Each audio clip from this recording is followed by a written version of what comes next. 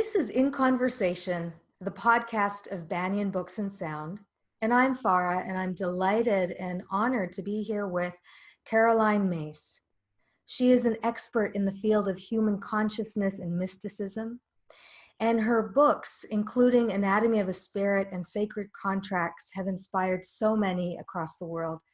And I'm delighted to speak to you about your forthcoming book, Holy Language, Prayer, Guidance, and Grace. Yeah. So, I'm excited about that. yes, tell us a little bit about what holy language is and what it differentiates it from ordinary language. Well, the title is The Power of Holy Language, and holy language is, it's in all forms of expression, but the first thing is that holy language, what differentiates it from ordinary language is that it's a conduit of grace. And so the many expressions of holy language include everything from scripture to sacred dance, to ritual, to holy intention, kind intentions with people. I mean, holy language is that which emanates from our soul, from our heart. All of the many ways in which the nature of the divine, consciously or unconsciously, is expressed through our life, through our actions. I was just going to say, it's not just words, but actions, thoughts, behaviors, everything. Correct. Mm-hmm. Mm-hmm. And how do we bring that into our lives? Well, and let me say, I felt there was an urgency to write this book because for the first time in the history of humanity, really, we have a blockage with holy language. I mean, prior to today,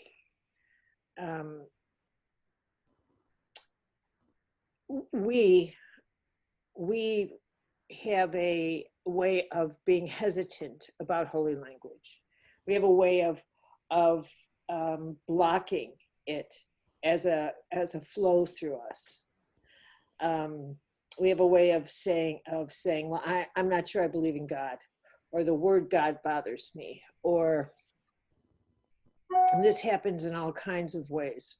Or for example, it's very common for me to have discussions with people in my workshop in which they cannot tell me, well, they can tell me with absolute conviction what they don't have faith in, but they cannot tell me what they do have faith in. And faith is one of the backbone words of holy language. And after years and years of observing people, and specifically the source of suffering, the inability to have faith is directly connected to the inability to trust. And it's not just faith in the divine, but when you lack faith, the mechanism itself, and you find it difficult to have faith in anything, much less yourself. And when you don't have faith in yourself or trust in yourself, these are two sacred factors. These are two of the main graces. And that makes it very difficult for you to navigate even the most ordinary things in your life. Relationships, agreements, the ordinary dynamics of life. And at the end of the day, it's because you don't have faith in the greater sphere of the sacred in your life. That's a very profound insight into the collective psyche of human species. It feels so true, what you're saying. It is true. It is true. We're in a collective, huge faith and trust crisis. And when we are more comfortable in doubt than in faith. We are more comfortable with the dark than with the light. And that is the truth. We have a trial going on today or an investigation because a whistleblower surfaced. We have to give a title to someone who tells the truth. Because telling the truth is so risky. Truth is a holy word. And we find it so risky in this society, in this world now, that that person has to be protected by laws. What does that tell you? So, how do we invite the sacred and bring the sacred back and bring faith back into our lives? There's nothing simple about that. And it's not just a one answer thing. I mean, it's historically, personally, what brings faith into someone's life is crisis. They have to need God. They have to need faith. They need a reason to the external world and their external resources that they can reason with. Their life has to become unreasonable. All of their external ways of getting help have to fail them. That's usually the case with health. Mm-hmm. When the doctor says, well, all we can do now is pray. All the external sources of getting through something have to fail them. And that's when they have to make the decision to look up and say, help. That's always been the case. Somebody who thinks that it's people who say to me, I doubt that there's a God or whatever, are usually in good shape. They usually have, they usually can take care of themselves. They're still at that place where they can buy their groceries and they can take care of themselves. They still think they're in charge of their lives. They still have that illusion going for them. It's not until I'm with somebody who is in a crisis where they'll say, teach me to pray. I mean, what is God like? That they start to look at that.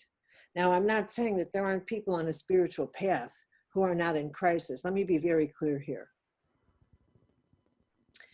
But we're living at this incredibly interesting time where spirituality has been kind of mixed with this idea that the spiritual path is a path for healing and a path for self-discovery and self-empowerment.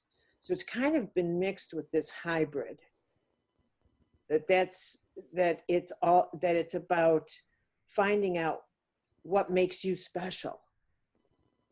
And people will say, I know I was born for something special, as if that's the spiritual path, the path to be extraordinary, the path to find out why God gave you life, and that reason is specialness, to be noticed, to stand out, that's the spiritual path.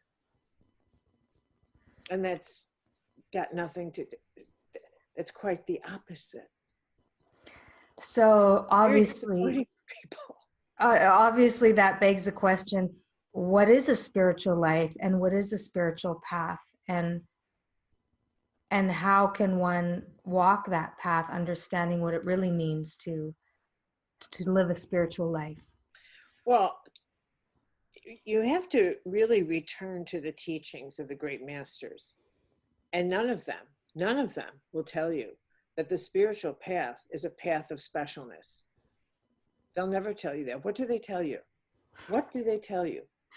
It's a path of selfless love. But what else is it? What else is it? Something definitely beyond the I and the self, something far greater than than our Are individual. you on a spiritual path? Myself, I consider myself, yes.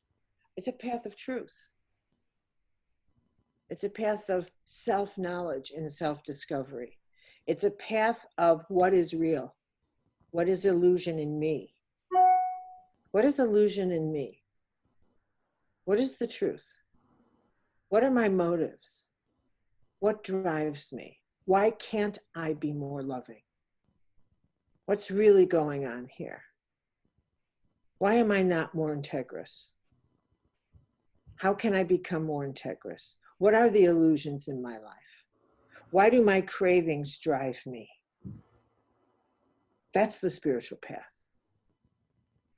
That's the spiritual path. It's one of that type of rigorous inner drive.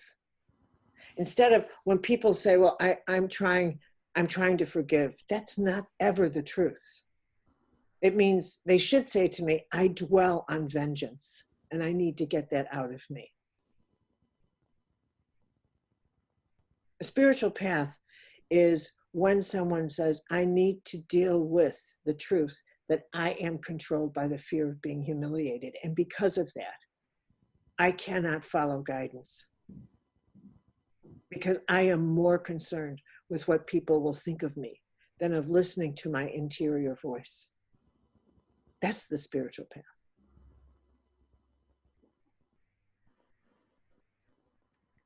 So these kinds of deep questions that take us into the interior realm of ourselves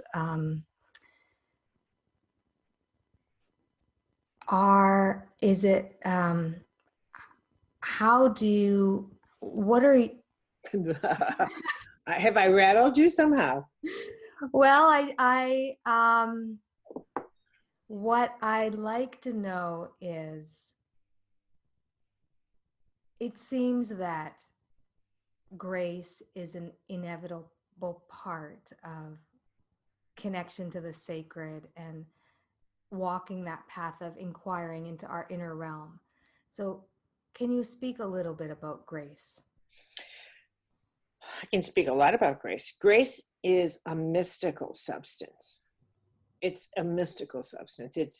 It's not, and it flows in abundance. You know, grace is, it has so many forms of expression. I was just writing about it this morning because I'm finishing the book and I have to turn it in 9 days. So how do we experience grace? And one way I think that people can relate to grace is that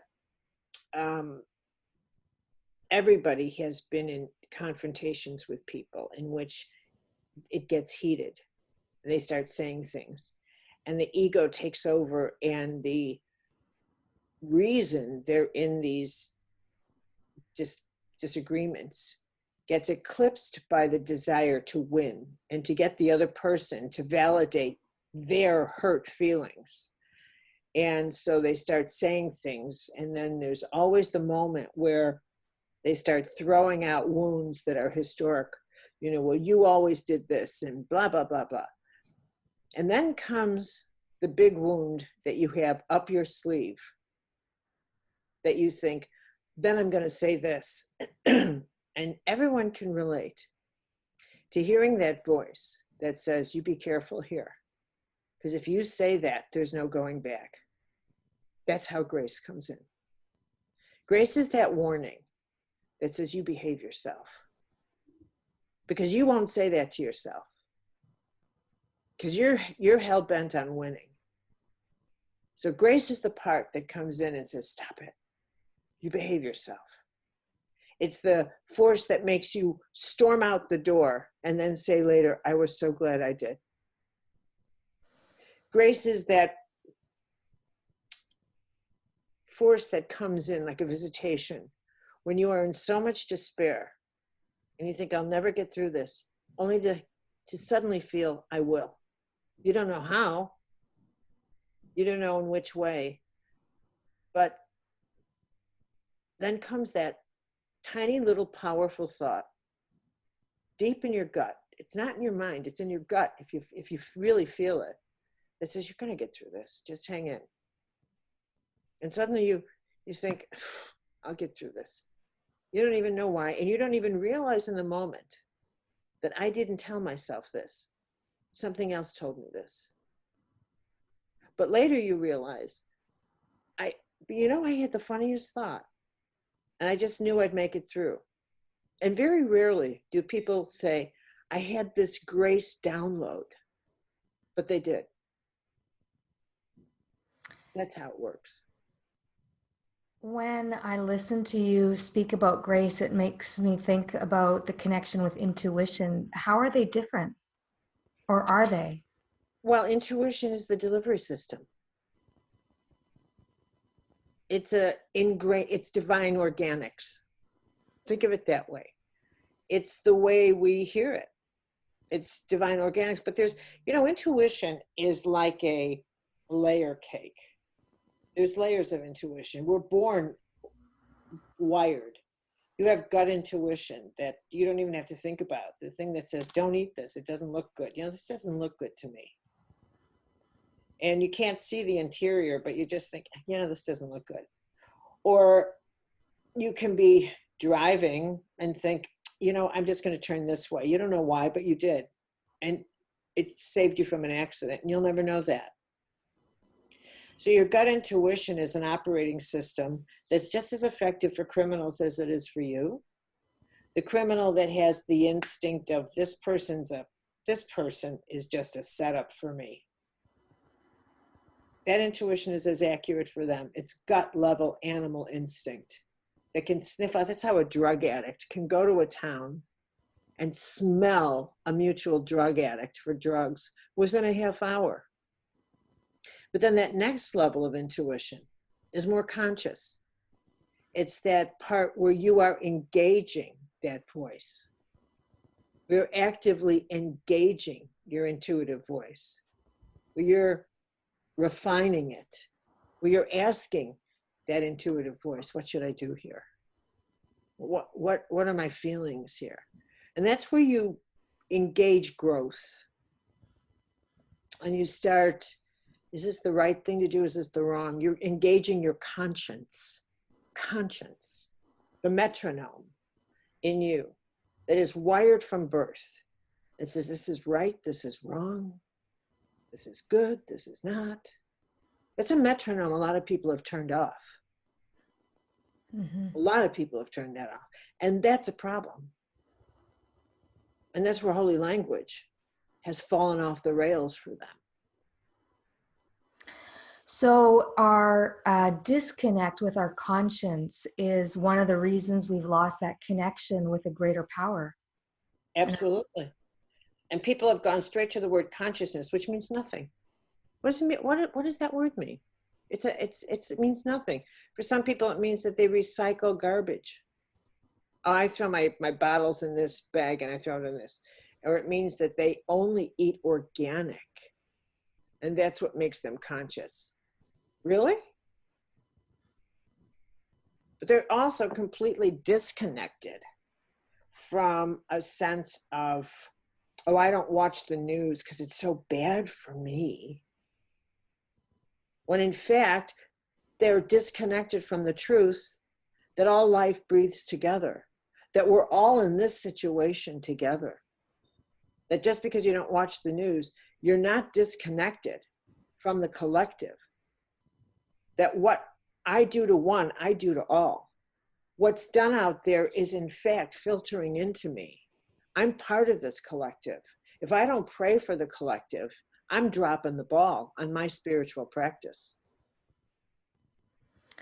So I don't get to separate from the whole. I don't have that option. The more conscious you are, the more part of the whole you have to be. You don't have that option. So I guess that really speaks to the urgency of people to engage in holy language also for what's happening collectively in terms of, that there's still injustice and war and violence in our relationship with the earth. We have a responsibility to bring that into our lives so that the collective so that we can contribute to the collective in a way that isn't perpetuating what's already been done. I'm doing a series of workshops next year that is an extension of holy language. It's called breathe together. How we heal ourselves, we heal the whole. We are one living, huge, organic system of life. Your health is as connected to the whole as the health of everything. What do you think an epidemic is? That's our collective. We are one living body. That's what, from the archetypal realm to our physical health, we are climate change. As our inner climate changes, we are on the internet as much as on the internet. We cannot separate ourselves from the whole and decide that's a conscious choice because we're so special. That's what narcissism has produced. We have to jump right back in. That's what a spiritual practice is. Realizing I am so interconnected to this, that the spiritual practice is how to become whole and part of the whole simultaneously. We become more fragile, not more strong. We've gone backwards. So our disengagement, say, or alienation from, say, political realm or politics is actually weakening us, that our role and responsibility as part of a whole is actually to be more engaged and be more involved. We are responsible for the health of everything. Everything. Absolutely. What aren't you responsible for? What? You think someone else is responsible for your freedom? Really? Do I think someone else is responsible for the health of my planet? That I get to do whatever I want and think, well, this is all going to work out. I'm here and alive now. It's my responsibility to do what I can for the planet to the best of my ability. I can't sleep through climate change any more than I can sleep through the breakdown of freedom in my country. What am I not responsible for? What do you think holism means? What does holism mean? We have to stop defining it as only limited to our health. What is in the micro is in the macro. That is a spiritual life. So one thing that I've noticed is that people who are very involved politically or actively engaged, there's this struggle with feeling overwhelmed. You know, how does one maintain that connection to faith and balance it with a feeling of overwhelm? That's right. That's a worthy question. And that's detachment. Complete detachment. Both are true. Here's the psyche. This is the spiritual path. Detachment, like Buddha, and complete holy intimacy, like Jesus. This is a fully holy, intimate universe. And you get detached because it's illusion as well. And therein lies divine mystery. Because all things will pass, but they're all in the active state of creation. So we are here as active agents of creation. By Buddha says illusion, it's everything is in change, but we are active agents of that change. So tomorrow will not be the same world it is today, but how it ends up tomorrow is up to the choices we make today. It is very much up to the choices we make today. We are not here as observers. And yet the choices we make today have to be made with the absolute truth that I am not engaging in the illusions, that I cannot change things. One little girl named Greta turned the whole world into a movement for climate change because she sat back for 3 weeks and held up a sign in her home country because she didn't believe that she couldn't make a difference. That's her spiritual path. That's the power of the spirit. It's so inspiring to see her and so moving and so hopeful, I feel, when I listen to her speak. But And what do you do with that inspiration? I've been thinking about what I can do. It's really Precisely. inspired me even more to reflect on my own actions and my own contributions. Precisely. Because we're all part of that. It's not enough to applaud her. It's enough to say, you're right, this is my planet. What am I doing here? You're not carrying my weight. I have to carry my weight on behalf of everybody. On behalf of, this is my planet too. That's how we heal the whole. That's a spiritual path. So we've been talking a lot about our actions and behaviors and engagement, but I want to bring it back to uh, prayer, which is kind of where we started, and the inner. And what you mentioned, collective prayers for the well-being of the whole.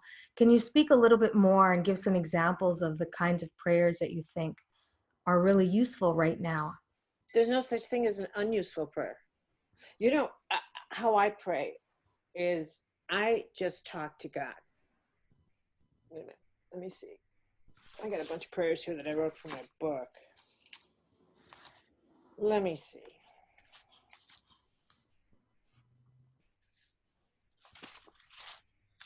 And honestly,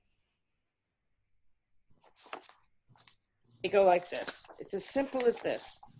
Lord, today I enter into silence and I listen for the sound of how you express yourself in my life. In ancient days, you spoke through the wind and through the fire and through the storms and the movement of the sun. And the ancients saw you everywhere and in everything, and they recognized your presence in nature and the forest and in the whisper of the trees. And our thinking today is that they were foolish, frightened human beings, little more than cave dwellers wandering on a primitive earth, but perhaps not. Perhaps they were really filled with clarity, unencumbered with doubt. They stood on a silent earth, a clean, pure earth, empty of noise, and everything was fresh and unpolluted. That's how I pray. I talk to God in conversation. And then I'll say, there in this sacred silence and in this inner place, I wait for you and I listen. That's how I pray. And that's what my book is filled with.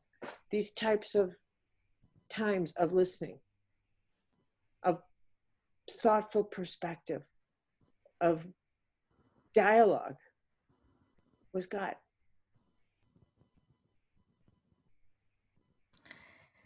And what's your hope in offering these to the people in the workshops that you lead, to the people who will read the book?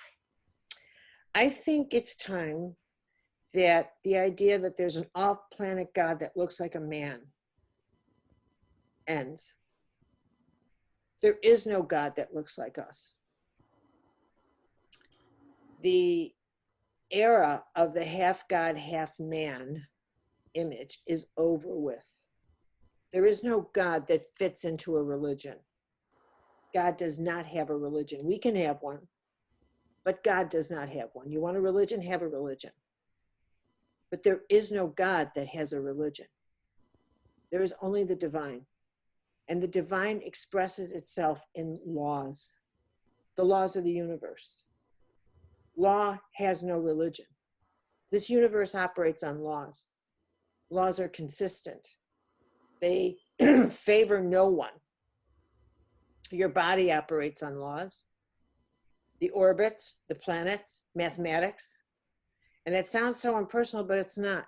Because the mystical laws are the laws that govern your soul. And these are the laws that govern creation. And that's the power that our soul has. The power to choose and have consequences. And that's the power of creation. And that's the power that governs. And that's why we pray. Prayer makes the impersonal intimate. God, grant me the wisdom to use this power of creation. What do you want me to do with this? And that's what makes it so intimate. And for some reason, and I'll never explain it, the divine knows exactly where we are, what we're doing, and what we're creating. So it is both incredibly impersonal. The law of gravity, you jump, I jump, we fall. And it's terribly personal and incredibly intimate. Every choice is known. I don't get it, not my job to know it. But it is mine somehow to report it. I'm a cosmic journalist. These creative powers that are bestowed upon the soul, the spirit,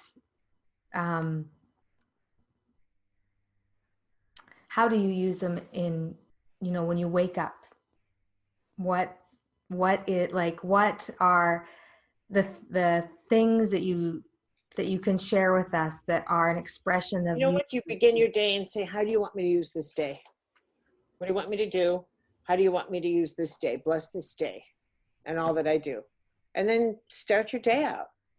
Become mindful that everything you do, everything you say, everything you feel is going to result in an act of creation with your name on it. With your name on it. You don't get away with anything. We don't get away. There are no secrets in this universe. And there's no end. I want you to, just as an exercise, even a feeling, even a thought, track it and think, where does this end? What's the end point on the consequence?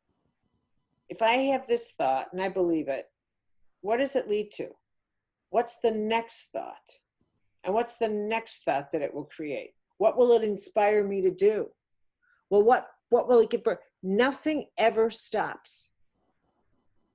We never stop creating. One thing always leads to another. Even something you eat never stops. You eat something and then your body releases it and it goes back into the cycle of life. Nothing ever stops. It was one of Buddha's great truths.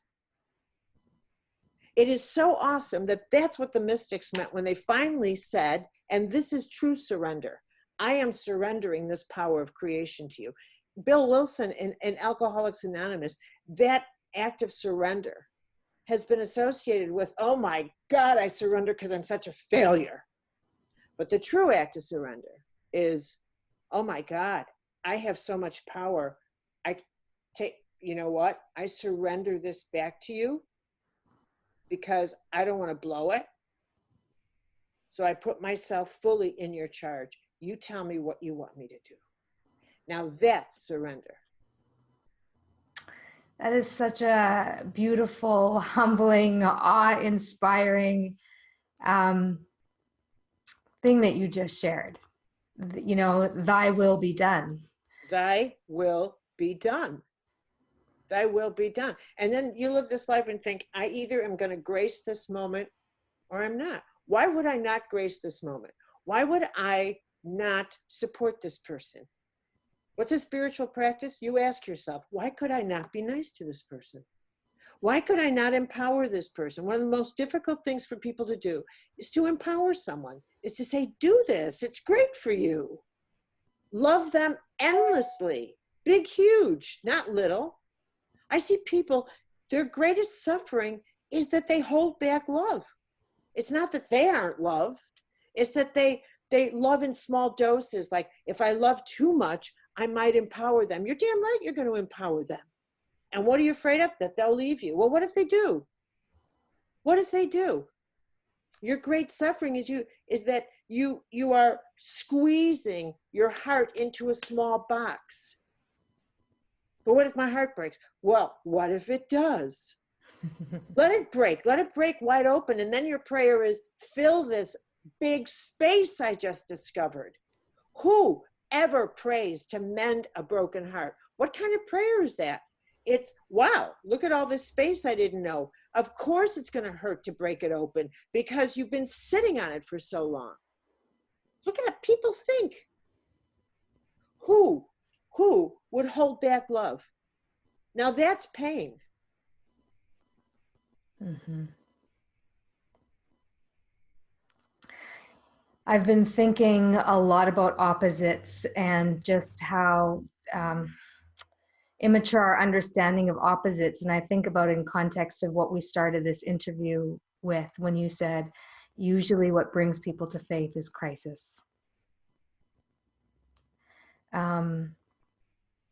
It's been so inspiring and so thought-provoking and so wonderful to be with you and hear these truths of speak to the deepest part of ourselves.